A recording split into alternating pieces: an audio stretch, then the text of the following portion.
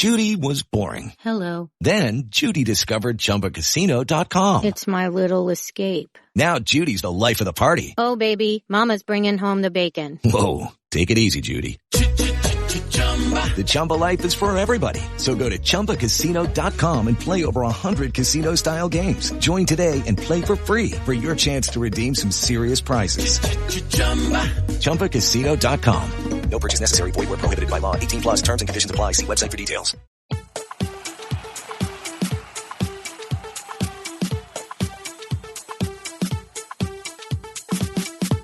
Hello and welcome to the 1865 match report as we look back on Forest's defeat to Brentford. Another disappointing night for Forest as they're on the receiving end of a 3-2 defeat. A game which I think was full of frustration from Forest's point of view. It was a match in which they led.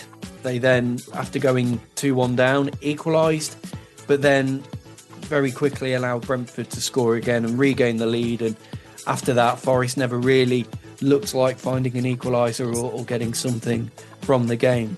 It's Stephen here and I've got Tom with me. First of all, Tom, I'm going to just take a look at the team news. So 2 changes from the replay at Blackpool. We had Matt Turner back in goal for Vlachodimos and Montiel came in for Nico Williams, which meant Forest in that 4-2-3-1 looked like Turner in goal, Nuno Tavares, Murillo, Omobamidele, who made his first Premier League start for Forest, Montiel, Yates and Mangala. In front of them, Hudson-Odoi, Danilo and Dominguez and Chris Wood up top. And on the bench, Vlachodimos, Worrell, Williams, Toffolo, McKenna, Aguilera, Song, McDonnell and Gardner. Now, those last couple of names, Tom, just show you that with respect to them, we are really struggling for bodies at the moment, that we're having to put so many academy youngsters on the bench to fill a bench and make sure that we've got a squad for a game, because between AFCON and injuries, we are struggling at the moment, aren't we? Yeah. And like you say, it picks itself at the moment and we haven't really got anybody more to pick from. And I was surprised he actually managed to name a full bench yesterday because of the injuries and the AFCON going on at the moment. So, we are a bit we're down to the bare bones, aren't we, in terms of what we can call upon. And you look at that bench yesterday and there wasn't really any game changes. You know, if the game wasn't going according to plan, there wasn't really any game changes in there. And I think we just basically got to get to the start of February with damage limitation. Really, I know there's you got the FA Cup game against Bristol, then Arsenal on the following Tuesday. But yeah, looking back on it, having slept on it, it's kind of I don't think we can be, as frustrating it is, I don't think we can be too critical of the team because they played 140 odd minutes against Blackpool in those conditions. I know it was the same for Blackpool. Kind of thing. The pitch wasn't the greatest. They were like they had to have a lot of work just to even get the game on because of the conditions what they've had up there, and obviously the weather and all of that and the travelling. So to put in that performance yesterday, ultimately it was, you can't be too critical, but it's at the same time it's equally frustrating. And it does show you, as you mentioned there, that the way that Forest's FA Cup replay played out, had they held on to that 2-goal lead and won within 90 minutes, they might have had a bit more in the tank for this game at Brentford. But Forest did get off to a good start, 3 minutes in, and they took the lead. It was Danilo with a volley, a great goal from the edge of the box. Dominguez challenging for a header. The ball drops to Danilo. He controls and hits the volley first time. It's a lovely goal, isn't it? And a perfect start. Yeah, I think it took the keeper by surprise. And I think Danilo had his best game all season yesterday. I think he was involved with quite a lot of things in a attacking sense. But his goal, he was obviously at the other end in the corner at Brentford Stadium. And it was a really good hit. And then the goalkeeper's got no chance. And again, we've scored early in the game, but then, as we're going to talk about, we just can't see the game out, and it's another 3-2 defeat, which we've had quite a lot this season. We had, obviously, United at the start of the season, West Ham, I think it was 3-2, Brighton, it was 3-2, now this one. And it's just becoming a bit of a trend, but like I said, you can't be too critical of because of the week we've had in terms of FA Cup replay and all of that. And in that opening 15 minutes, Forest did look pretty good, actually. I thought that they had good spells on the ball and that they looked to play the game more in Brentford's half. Now, whether that was just Brentford hadn't really got going, but Forest did look pretty good in the opening 15. And then the turning point really came, 19 minutes in, and it was a free kick. It was Mangala who bundled over Damsgaard just outside the box, and it's just off to the right-hand side of the penalty area. And it was obvious that Ivan Toney was going to step up and take it. And obviously a mention for Ivan Toney. This was his first game back after 8 months out for breaching Premier League gambling regulations. He was suspended, having played his last game for Brentford at the beginning of May against Liverpool. Not long before that Liverpool game, he played against Forest and scored from a free kick in a very similar position. And it was like history repeating itself. But there's a couple of aspects to this free kick to talk about. The first one is the position of the Forest wall, Matt Turner and Ryan Yates as well, their involvement in it. Because watching the goal back, it just looks like Tony's got so much room to bend it round the wall and pick his spot. Yeah, and it's kind of I've never played any level above Sunday League, and I've played a bit in goal and everything, and I've faced free kicks and everything. And basically, you've got you set your wall up and everything, and you try your best to get in a position where you can see some kind of the ball and everything. And I said to the people around us, and if they're listening to the pod, thank you for listening, kind of thing. But Max Hayes was behind me from Max Day with Max. Lisa Fox, who a lot of people know out there. And I said, Turner is left an absolute crater on his left-hand side. And I just turned around and thought, this is in. I was like shouting, even though he wasn't going to hear me. I was like thinking, Turner, take a step to the left, take a step to the left, take a step to the left. He steps up and it's bottom corner, isn't it? And I don't know, Hudson-Odoi, whether he's been told to stand there, I don't know, but I'd like to think he could have just closed that gap between the end of the wall and where he was. It goes around the wall. Turner's too far to his right. He hasn't got enough time to react to get to the side. And you'd like to think that the video analysts leading up to this game thinking, right, we haven't got a lot to work on in terms of what Tony's done recently because of his ban and everything. Right, let's have a look at what he's done last season in the Premier League. And one of his last goals he scored for Brentford was against us in the same position of the same end. Let's sort it out, and we don't. I'm not going to blame Toney too. People might say he's a cheat and everything, and I'm thinking, well, every player does it in terms of when you're on the pitch and you've got a throw in or something like that, you try and gain those yards and everything.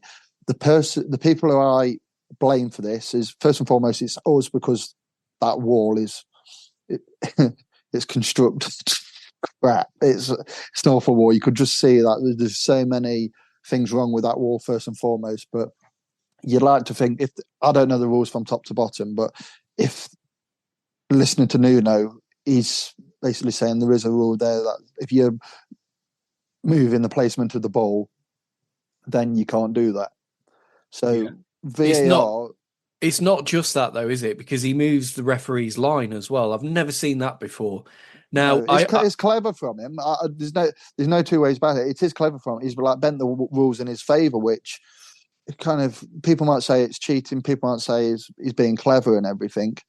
But VAR's there. It's like, for example, if there's a goal what's gone in and the player's he used his arm or something like that, and they analyse it to the nth degree. But for that, obviously, he's made an advantage for himself to move that ball from where the position of the wall is and everything. Whether there's some Forest player out there who's actually seen it and basically should have cottoned on to it, saying, look, he's moved the ball, he can't do that. But Yeah, VAR should be looking at that in my eyes. But yeah, I'm not blaming Tony for it. But I don't think we help cover ourselves in glory in terms of where the goalkeeper is and the wall is. It's just like you could just know, like if there's like a disaster kind of thing, there's a chain of events, and there was a chain of events in there thinking, what the inevitability is, and it's going to be a Tony goal, and ultimately that's what happened. And it looks like Yates was trying to tell Turner that the wall was too far across and it needed to go more to Turner's left or more to the right, depending on which angle you look at. But yeah, whatever Tony does, it doesn't excuse the poor placement of the wall, and that needs to be better. And I think that again is an example of Forest's naivety. There is this underbelly of naivety with us that causes goals like this to happen and causes us to be on the end of or the wrong end of 3-2 scorelines. Yeah, I've been banging the drum for months now. We've got two goalkeepers who are ultimately not good enough. It's like if you try and explain to somebody who doesn't know football about what your goalkeeper's like, you may as well put an egg in goal and draw a face on it because an egg will just stand there. He's got no arms, no legs, and that's what our goalkeepers are like. We've got one keeper who can't save anything, and you got one keeper who's so jittery with his feet. We've actually seen it, haven't we, with our own eyes, how what he's like when the ball's at his feet and everything. And I just don't rate any of our goalkeepers. And I said it on the big pod a couple of weeks ago, is that for all the money we've wasted on goalkeepers, we could have just gave Samba the world. Yeah. And the thing is, if we wasn't in this position with traffic and sustainability rules, because obviously I don't think Forest will do much business this month, to be honest, because I think they're going to say, look, the rules are, we've been charged for them. We're going to try and do everything in our power to obviously abide with the rules and work with you, kind of thing. But I think if there was a pot of money there, we would buy a goalkeeper. It's like Matt Turner's the kid what's got lucky. If you look at where he's come from, kind of thing, he never played football until he was 15. He didn't kick a ball over the halfway line or whatever until he was 17, and he's not. I don't think he's 30 yet. And you're just thinking, there's people in the stand who probably haven't got that look. There might be brilliant goalkeepers watching the game yesterday who can kick a ball, but they just didn't get that look. And he's the kid who got lucky.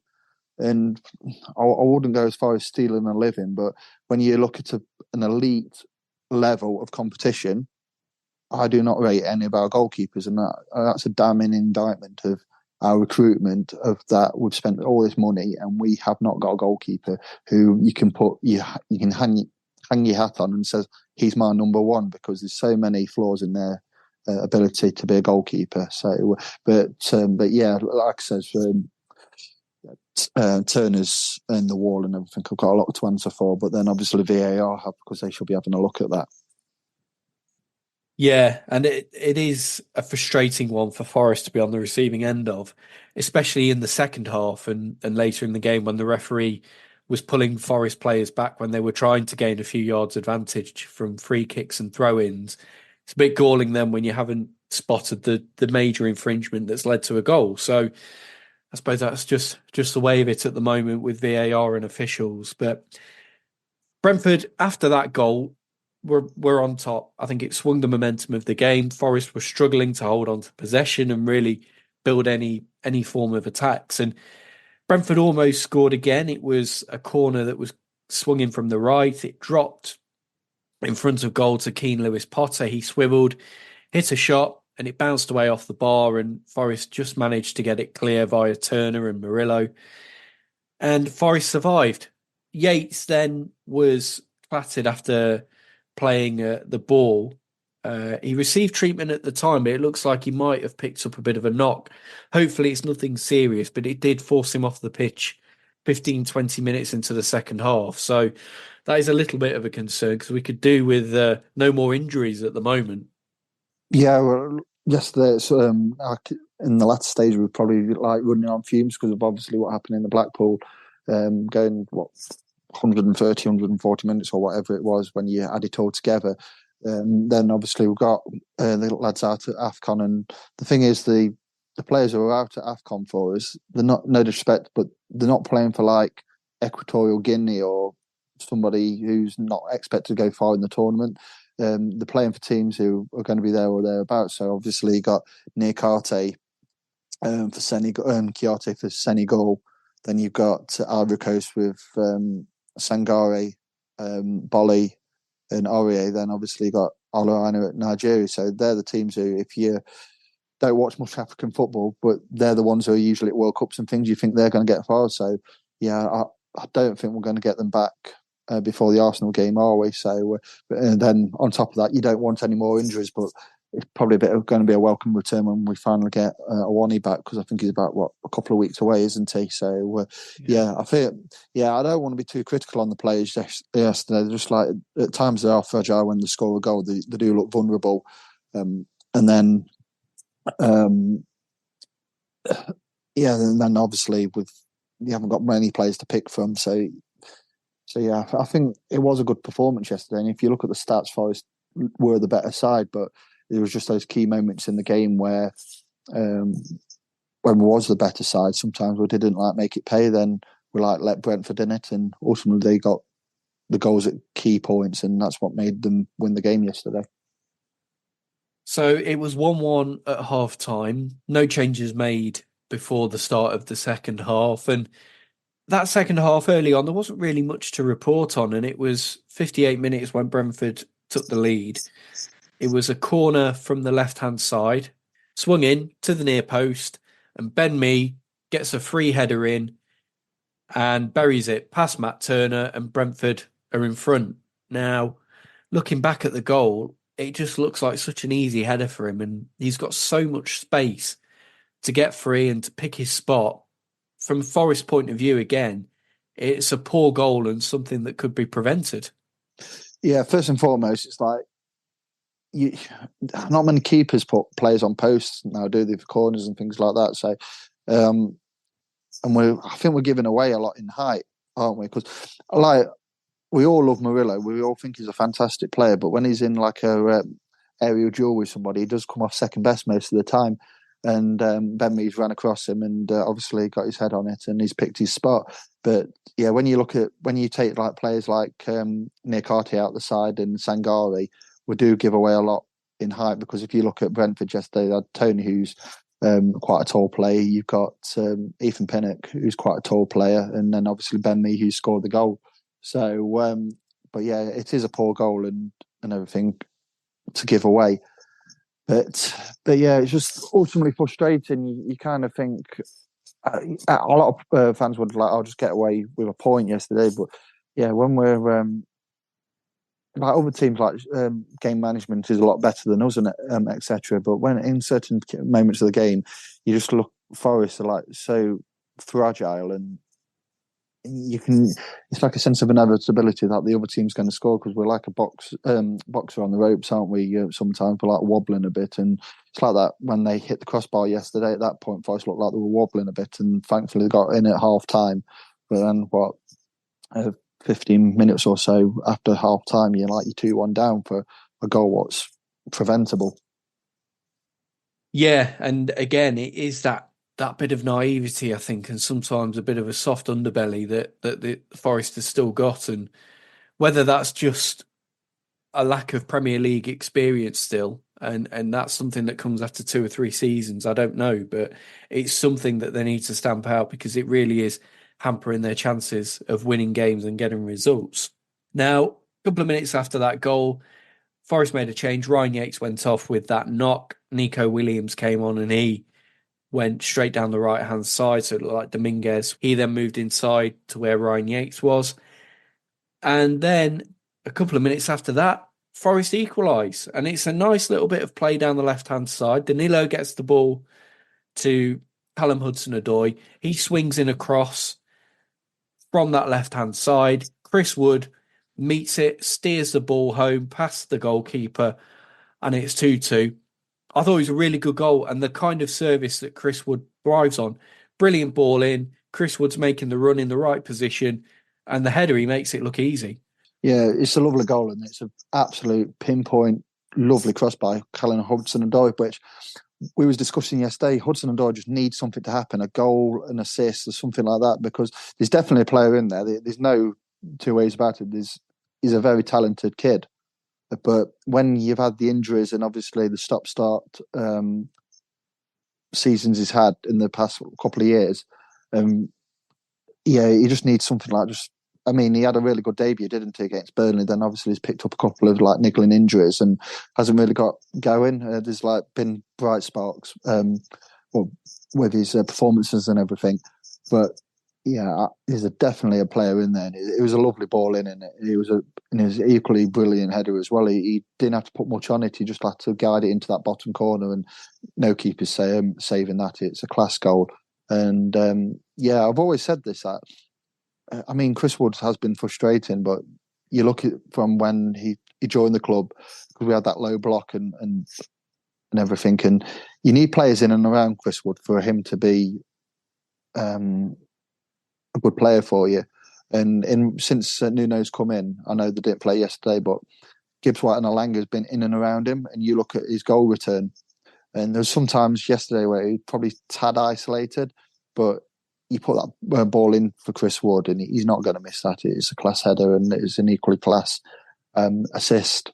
So, but which we'll talk about in a minute. It's frustrating. You think 2-2 Forest at that point, they were probably like second best, and you get an equaliser and you're thinking, some people might say it's against the run and play and everything, but if you look at the stats, it's probably like deserved equaliser.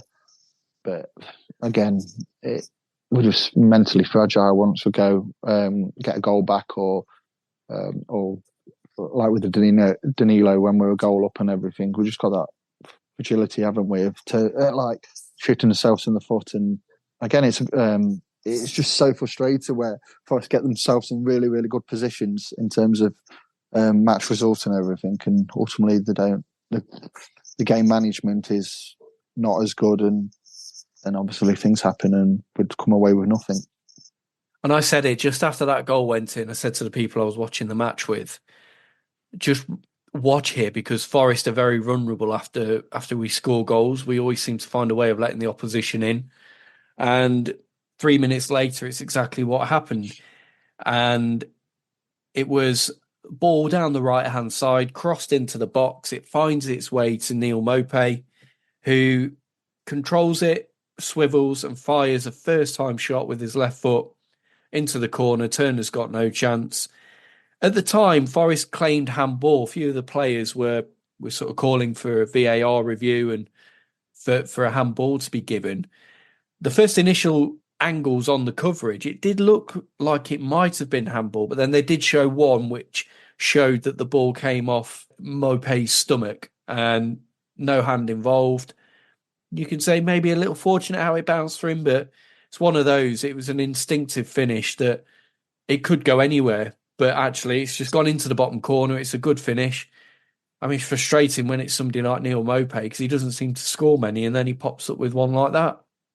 Yeah, like I said, we are a bit charity FC in recent seasons, haven't we? Where somebody might have not scored in the whole career or something like that. As soon as we rock up into town, we give them the goal. So it was like the same a few weeks ago, wasn't it? When Alex Webber's never scored two in a game, then we rock up into West London and gets 2 goals. And then yesterday, Maupay's been like farmed out to Everton. He comes back, etc. And he hasn't scored for God knows how long. And there you go. Here you go, Maupay. You can have a goal on us, kind of thing. In the ground yesterday, because in the away section, all around the ground, I presume that we've got a television screen like suspended from the roof, kind of thing. And it went to VAR, and he's kind of like, oh, they've spotted something here, and you ultimately think the referee's either going to be instructed not to give the goal or go to the screen because he's seen something. But yeah, looking back on the replays, it's a bit like that Awani one when we played Burnley earlier in the season. VAR was having a look at that as it touched his armour and it's hit his chest, hasn't it? And the goal was given. So I think it's a bit like that. But again, Forest are just fragile. You think you've got a foothold in the game. It's 2-2. Other teams do it, don't they? The other teams can see that game out. Right, we've got a point here. Let's make sure we come away with this point and everything. And whether it's naivety, obviously newly promoted from obviously last season. Whether that's a factor or the mentally knackered kind of thing because of obviously how much to put into the game against Blackpool than the game yesterday. Whether that's a factor, we'll never know. But yeah, it seems to be a common theme now, doesn't it? This season, we're on the wrong end of a 3-2 scoreline. Yeah, and Forest after that didn't really threaten too much. They had time to try and get back into the game. I think it was 10 minutes of injury time, but Brentford probably did what you were just saying there, shut down the game well and made it difficult for Forest. There was one opportunity Forest had, nice bit of link-up play between Hudson-Odoi, crossing into the box. Wood, who wasn't able to really control the ball, but he poked it back for Mangala intelligently. Mangala then shot first time, and that just whistled past the post. It would have been a brilliant goal had it gone in. But that was about the best that Forest could muster in those closing stages. We had Brandon Aguilera come on for Gonzalo Montiel, and that was it really. I think Aguilera is the closest thing we've got at the moment to a player who could come on and do something different, but he's still a kid and very inexperienced at this level. Exactly that. You can't pin your hopes upon a kid who's played a half or so against Blackpool, albeit against League One opposition, which no disrespect to them, but that's what they are. And then obviously you're 3-2 down in a Premier League game and he's making his Premier League debut against a team who's they're basically under Thomas Frank, the streetwise, aren't they? They're equipped to see the game out. And like you said, and what I said earlier is that they did what we didn't. They got the 3-2 scoreline and like we're seeing this out. And even with 10 minutes on his injury time, we didn't do much, did we? Because that was down to probably Brentford. They know what to do at key points. We don't seem to do that, but we got to get a bit more streetwise in terms of like, right, we've got what we wanted. First and foremost, it would have been nice to get the win, but if you can't win the game, don't lose it. We're just away from home. We can't seem to get over the line in terms of getting away with a point. I mean, I know every point's hard in the Premier League. Steve Cooper's mentioned it and Nuno's mentioned it recently. Every point's vital, and especially now predicament because we don't know what we need regarding this charge hanging over our heads. So yeah, it would have, because again, Brentford, I know they've been without Toney, but 5 defeats on the spin kind of thing. And I know all through the week it was cringe, wasn't it? With the Ivan Toney, he's going to do this, he's going to do that, he's back, yeah. And all of that, and like they made him captain. I don't know if he's actually the club captain or is that just like a gesture because he was back yesterday. We'll give him the captain's armband and everything. But yeah, Sky Sports were absolutely milking it, and all the other media outlets out there. And to be honest, apart from his goal, he didn't do a great deal, really. He didn't have many chances. But again, we've got to get more streetwise because if we keep doing that, we're not going to get hardly any points on the road again because it was a problem last season. And I know we beat Newcastle just after Christmas and Chelsea and all of that. But yeah, key points at key moments during games, we've got to be a lot better and just basically stop the goals going in. The 1865 Match Report. 2024 is upon us, which means a packed schedule of FA Cup, AFCON and of course Premier League action. Beat the January Blues and watch every game with the atmosphere it deserves down at your local Green King Sports pub. Don't settle for a dodgy stream. If it's on the telly, it's on at your local Green King venue across a huge HD screens. Huge. If you download the Green King Sports app, you'll also receive 10% off every single drink whenever there's a game on, and you'll also be supporting us here at 1865, the Nottingham Forest podcast. If you're doing dry January, then Green King venues also offer a range of low and no alcohol options, so you don't have to settle for a worse sports watching experience. Hello, it is Ryan, and we could all use an extra bright spot in our day, couldn't we? Just to make up for things like sitting in traffic, doing the dishes, counting your steps, you know, all the mundane stuff. That is why I'm such a big fan of Chumba Casino. Chumba Casino has all your favorite social casino-style games that you can play for free anytime, anywhere with daily bonuses. That should brighten your day a little. Actually, a lot. So sign up now at ChumbaCasino.com. That's ChumbaCasino.com. No purchase necessary. VGW Group. Void where prohibited by law. See terms and conditions. 18+. You're listening to 1865, the Nottingham Forest podcast. Let's now hear the opposition view on the game. We're joined by Michael from the Ealing Road podcast. I've just come out the game, and to be honest, it was billed as this, huge Ivan Toney comeback, and of course he scored the goal to make it 1-1. But I was impressed with Forest's performance. Honestly, before the game, I felt like because there was so much hype around it, I felt like it kind of played into Brentford's hands in a way, in that I really thought that it would be like we get one goal and we might run away with it, especially with Hudson-Odoi out and Elanga out and Morgan Gibbs-White out. The three of your, maybe not Hudson-Odoi, but Elanga and Morgan Gibbs-White certainly, two of your best players going forward. So I was actually very impressed with how Forest played, and I'm recording this voice note sort of. I'm in two minds because Brentford didn't play particularly well, and I feel like Morpay's goal is a very good goal, and I know that Forest fans and Premier League fans just in general won't expect that of a player like Neal Maupay, but he took it extremely well. But I feel like it's a game that could have gone either way, and I'm glad obviously that Brentford got the better of it, but I thought it was a fairly even game. Forest piled on the pressure in the second half. Ivan Toney gets his goal. Neal Maupay gets his goal. Ben Mee gets his goal off a very simple goal from a corner. From looking at it from where I was in the ground, just seems like he's kind of lost his runner and smashed a header at the near post. So, as a Brentford fan, I'm very happy because it was a scrappy game, and it was a result we really needed off the back of sort of five losses on the bounce. Lost 7 out of our last 8 against a team that's just above us in the league. It was a big game tonight, and I'm only disappointed because I hoped Ivan Toney would score just more than one. But having said that, I think his presence on the pitch is just really underrated, and it was always going to be a tough task for Forest coming here tonight, just because of how much hype and how much coverage there's been of Ivan Toney in recent weeks, especially because he wants to do every bloody interview that anyone offers to him. But overall, I think it was a fairly even game. Brentford just edged it, and I wish Nottingham Forest the best for the rest of the season, especially with the points deduction. It's going to be tough for you guys, but tonight it could have gone either way, and I'm happy it went Brentford's way. Thank you, Michael, for the opposition view there.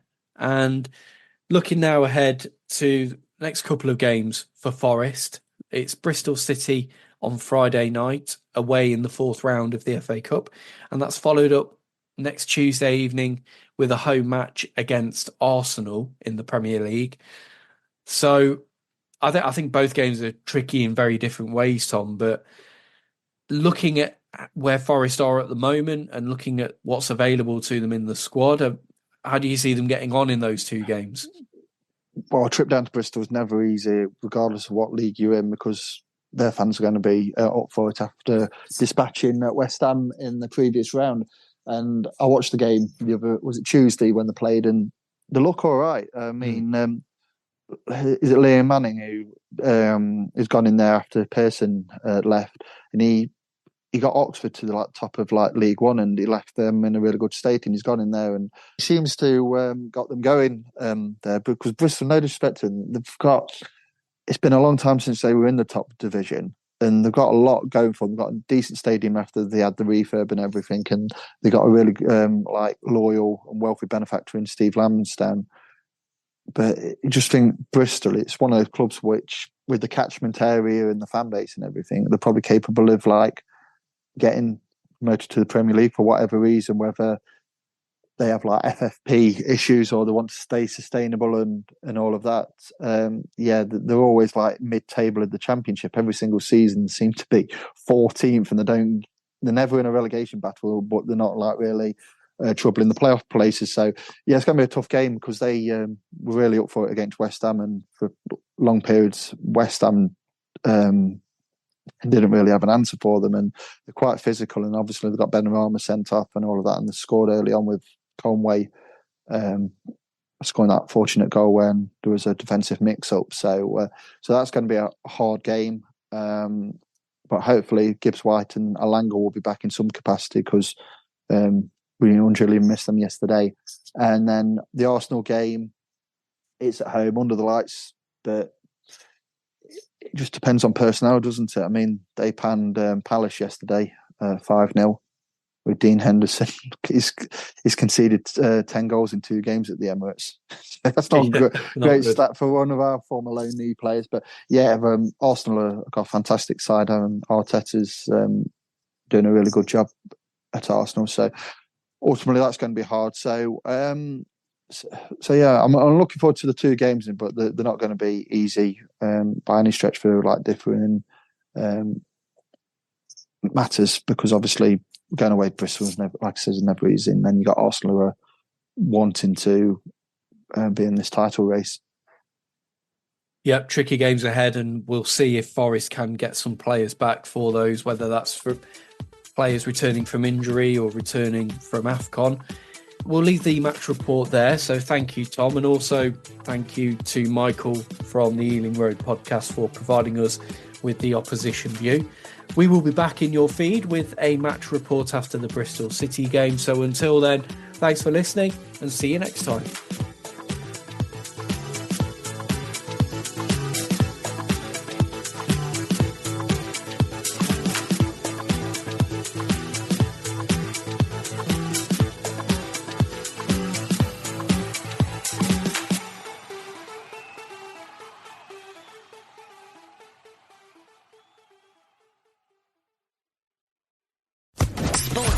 Podcast Network. Hello, it is Ryan, and I was on a flight the other day playing one of my favorite social spin slot games on ChumbaCasino.com. I looked over at the person sitting next to me, and you know what they were doing? They were also playing Chumba Casino. Coincidence? I think not. Everybody's loving having fun with it. Chumba Casino is home to hundreds of casino-style games that you can play for free anytime, anywhere, even at 30,000 feet. So sign up now at ChumbaCasino.com to claim your free welcome bonus. That's ChumbaCasino.com and live the Chumba life. No purchase necessary. VGW Group. Void where prohibited by law. See terms and conditions. 18+.